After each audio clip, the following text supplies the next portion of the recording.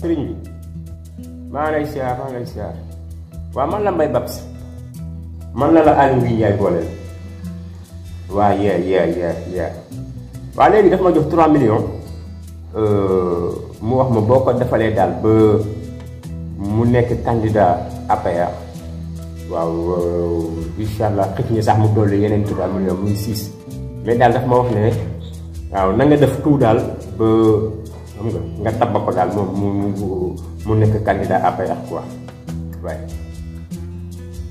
waaye d'accord non wóolu naa la yow ponkalam sëriñ nga d'accord. waaw damay jaar nga jox ma butéel bi moo yóbbu ko ok waaw bon boo ma expliquer ni ma koy def bu ma demee dinaa ko jox après mu defee ko noonu yes ok jaajëf waay maa ngi lay siyaar si leen jërëjëf.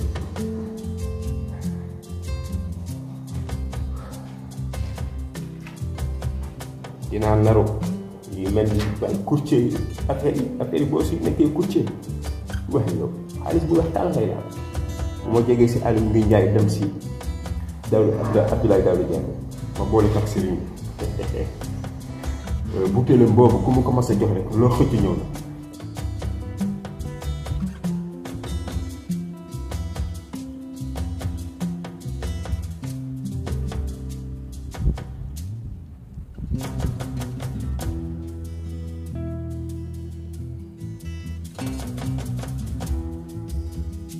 kenn gënumaa yey pour nekk candidat man Aly Ngouille Ndiaye kenn gënumaa yey ngir nekk candidat APR man nii Aly Ngouille Ndiaye te du ma seetaan mukk ay Amadou Ba ay Abdoulaye Daouda Diallo ñëw la nekk candidat man mi nga xamante ne boobu ba tey maa ngi si boobu ba tey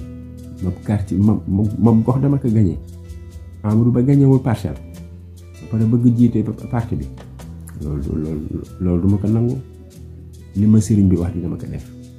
dama tëdd ni ba 4 heures du matin ma jël butéel bi dugal ko si frigidaire bi ok su ko defee ñoom dañoo liw fenn toog dañoo liw ñu ngi si jamonoy tàngaay waaye moom Daouda Diallo ak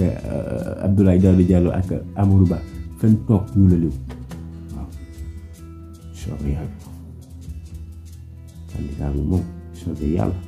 candidat bi man laa doon de waaw